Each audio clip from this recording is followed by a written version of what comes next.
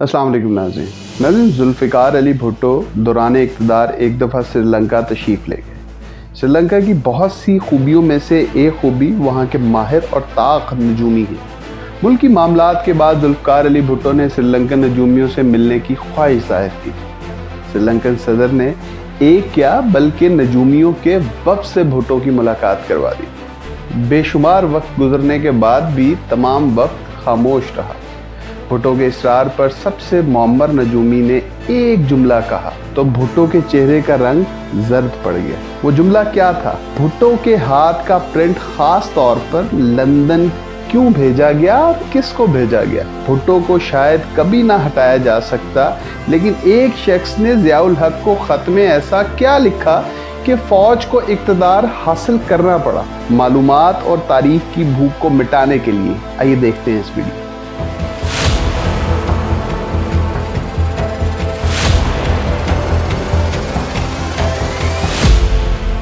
सामईन कराम, Pakistan peoples party 1972 में इक़्तिदार में आई। बांग्लादेश बन चुका था और कुछ मुसन्निफीन के मुताबिक पाकिस्तानी इस्टेब्लिशमेंट को सिविल हुकूमत कुछ ख़ास पसंद नहीं आई थी। गाहे बगाहे सिविल हुकूमत को ख़त्म करने की कोशिशें भी होती रहीं, हत्ता कि 1976 में भुट्टो ने अपोजिशन और आर्मी से खौफजदा होकर 7 आर्मी जर्नलों को ज़बरदस्ती रिटायर करवा दिया ताकि जूनियर लेफ्टिनेंट जनरल ज़ियाउल हक 4 स्टार जनरल बन सके। इसके जवाब में ज़िया ने भी भुट्टो को पाकिस्तान के पहले और आखिरी सिविलियन कर्नल कमांडर बनने का मौका दिया। भुट्टो ज़िया दोस्ती खूब चल रही थी। जब ही 1976 में भुट्टो का मुकाबला करने के लिए 9 मजहबी जमातों ने मिलकर पाकिस्तान नेशनल अलायंस बनाया, यानी PNA बनाया। इनको उर्फ़ आम में 9 सितारे भी कहा जाता था। 7 जनवरी 1977 में इलेक्शंस का ऐलान हुआ तो भुट्टो ने अपने वज़रा से मशवरा करके इलेक्शंस की डेट 7 मार्च रखी। इस दौरान जब भुट्टो ने श्रीलंका का दौरा किया तो उन्होंने अपनी मेज़बान मिसेस बंद्रा नाइके से नजूमियों से मिलने की दरख्वास्त की। नजूमियों का गिरोह हाथ देखने के बाद पहले तो खामोश रहा, लेकिन फिर उनमें से सबसे मुअम्मर नजूमी ने कहा 7 मार्च की तारीख दुरुस्त नहीं है, लेकिन अब आप फैसला कर चुके हैं तो हम क्या कह सकते हैं। पाकिस्तान वापसी पे भुट्टो के हाथ का प्रिंट मशहूर इंटरनेशनल पामिस्ट MA मलिक को लंदन में भिजवाया गया, जो लंदन में मुकीम भी थे और वहाँ के सबसे बड़े मशहूर पामिस्ट थे। उन्होंने हाथ तो पढ़ा लेकिन तफसील देने से इनकार कर दिया। बाद में मौलाना कौसर न्याजी को उन्होंने कभी बताया कि ये शख्स खुद अपनी कत्लगाह तक जाएगा। 9 सितारों यानी PNA ने तमाम इलेक्शन कैंपेन मजहबी नारों पर लड़ी और दूसरी तरफ पाकिस्तान पीपल्स पार्टी ने इलेक्शन मुहिम मुल्क की तरक्की, सोशल जस्टिस और सनती इस्लाहात पे लड़ी। एक तरफ 9 जमातें और इस्टेब्लिशमेंट, दूसरी तरफ अकेली पाकिस्तान पीपल्स पार्टी। फिर भी इलेक्शंस में पाकिस्तान पीपल्स पार्टी ने 200 में से 155 सीटें जीत ली।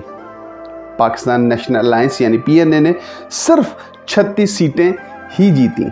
भुट्टो को पार्लियामेंट में 2/3 अक्सरियत मिल चुकी थी।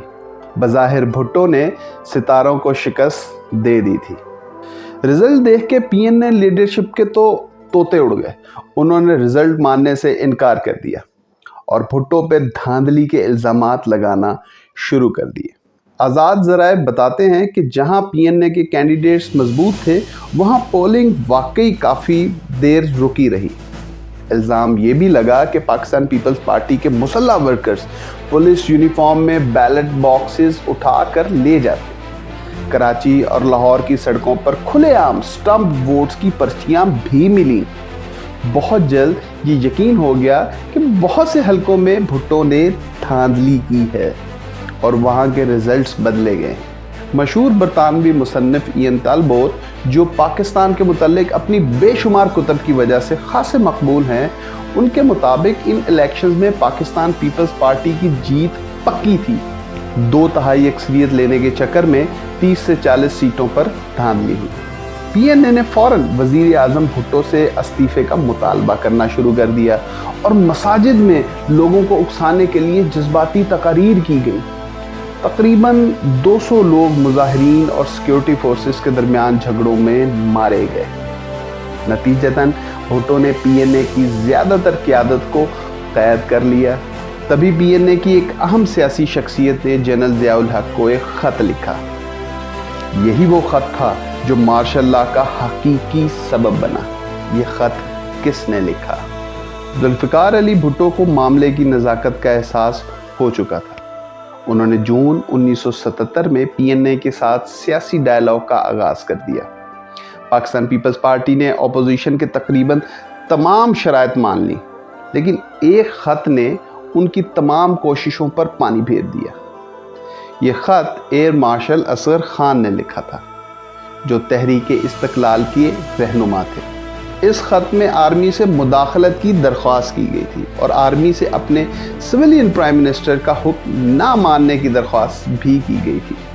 भुट्टो मिडल ईस्ट के तवील दौरे पर गए तो अपोजिशन से उनका मुआहदा तकरीबन फाइनल हो चुका था और वो दस्तखत करने के इंतहाई करीब थे, लेकिन मौका ना मिल सका। अचानक पाकिस्तान के अखबारात में डील के नाकाम होने की खबरें शाया होने लग गई।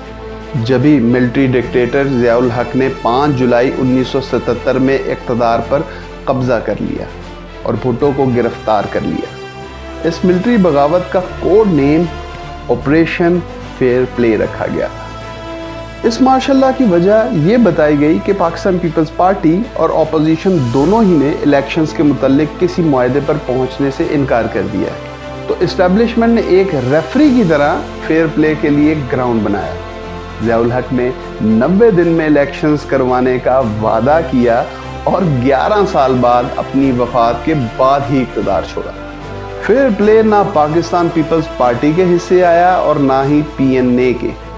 उन्होंने कौमी और तमाम सूबाई असम्बलीज तहलील कर दी और आईने पाकिस्तान मुअत्तल कर दिया।